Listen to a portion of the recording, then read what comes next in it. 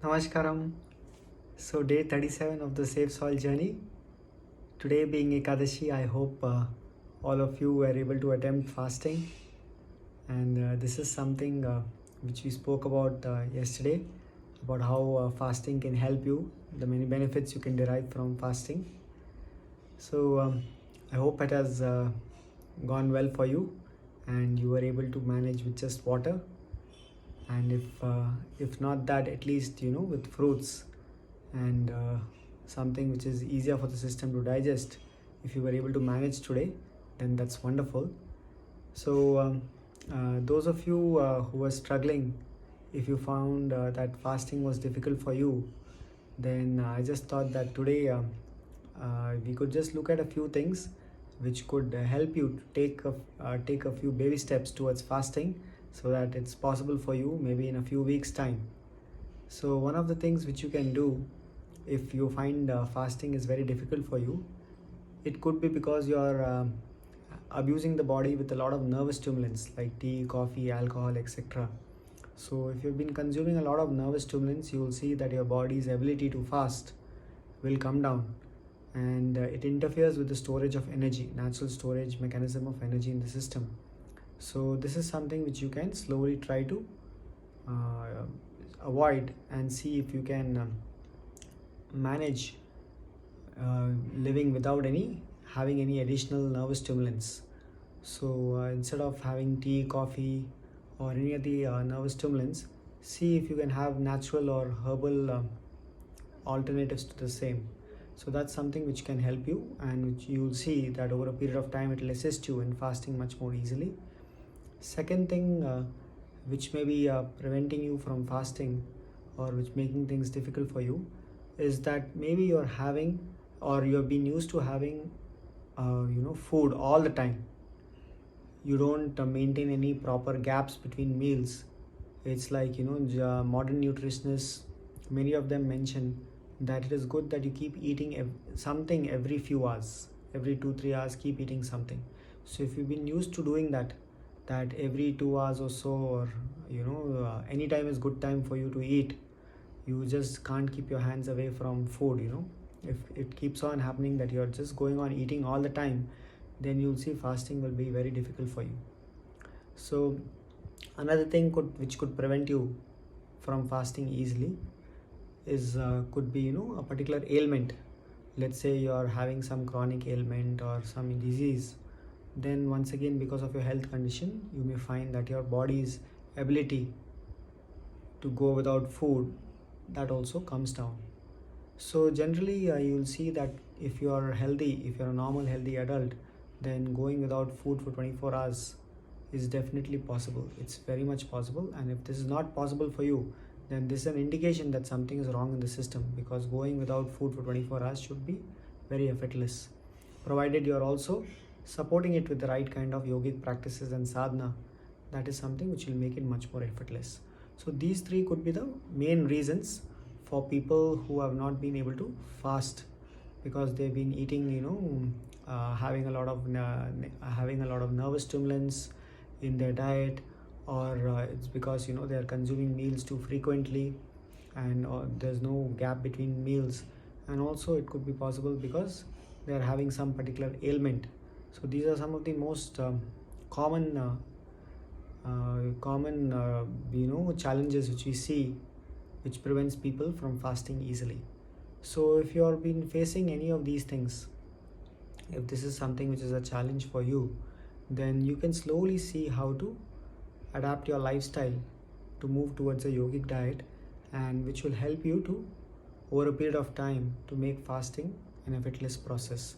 If you have not already started some yogic practice, see if you can bring some yoga into your life, at least some yogic practice into your life. If you bring, where you can practice for at least half an hour to 45 minutes every day, if you can do some yoga and meditation, it will definitely support you. And this will also help you if you're having any chronic ailment, etc. So especially if you have not learned anything, see if you can learn Shambhavi Mahamudra, which is taught in the inner engineering program, or some Hatha Yoga practice like Surya Kriya or Yoga Asanas, etc.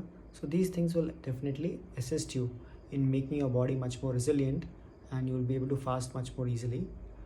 Apart from that, see if you can bring in a proper yogic diet and lifestyle. So for this, if you need more guidance, you can look at our Agni series playlist on the YouTube channel. So if you go to our YouTube channel, you will find a playlist called as Agni series, which has over 35 to 40 videos about different aspects of food. So please see if you can go through them and try to incorporate that in a step-by-step manner. If you're looking for a more structured approach, we also have our Ahar online program, which we do once in a few months, where we take people step by step through this. So that's also another option, but otherwise you need not wait for that. You can just go to the Agni series. That will give you a good idea. So incorporating a yogic diet will become much easier for you if you just go step by step and try to incorporate one step at a time. So if you bring this change into you fundamentally, where you try to bring a yogic diet into your lifestyle, slowly you will see that your body's ability to be resilient and to fast will definitely become much more better, and you will be able to fast much more easily. So don't get disheartened if you feel that this is not happening for you right now. If fasting is becoming difficult for you, you just go step by step, see how you can implement things one by one, see if you can implement a yogic diet, see if you can strengthen your immune system by eating the right kinds of foods, see if you can bring a yogic practice into your life, and also bring changes into your lifestyle so that it becomes much more supportive for you. Apart from that, if you implement the yogic guidelines, you will see that one of the most important things is to maintain sufficient gap of at least 8 to 10 hours between two meals. So if you do this, you will be fasting on a daily basis actually, because this itself is cleansing. If you maintain about 8 to 10 hours gap between two meals, you will see that the cancerous cells in the system will not be able to survive. Because if you see, compared to a normal cell, a cancerous cell may require more than 30 to 35 times the energy required by a normal cell. And if you're constantly fueling it by eating all the time, then it will multiply. But if you give enough gap for 8 to 10 hours between two meals, you will see the cancerous cells will not have enough fuel to survive, and this itself is like cleansing the system on a daily basis.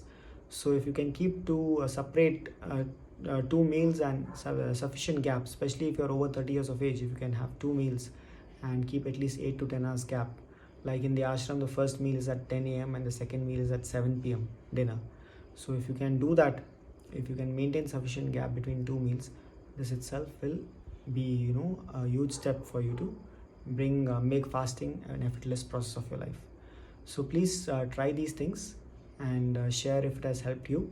And once you start fasting, it is very important that you also continue doing whatever work you've been doing. It's not a time for you to take rest and think that okay, today I'm fasting so I won't do any work. If you continue doing what you're doing, and on top of that if you fast, then this will strengthen you tremendously. But just take this step by step. It need not happen on a single day. If you need a few weeks to come get your body adjusted to this, it's perfectly fine. Just see if you can take it step by step, and you will see within a few weeks time you'll be able to do this much easily. So please share if this has helped, and I hope all of you are continuing to share about SaveSoil on your status or on your social media, Twitter especially. So please see if you can continue to do that. We still have more than 60 days left, and if you have not been able to keep something consistently happening, please use this opportunity for the next 60 days or so to establish this. It's very important, because just doing something consistently, irrespective of what's happening outside, this is a great sadhana by itself. So I hope you'll make use of this opportunity and see whatever you can do to save soil, and at the same time use this opportunity to stabilize yourself as well. Namaskar.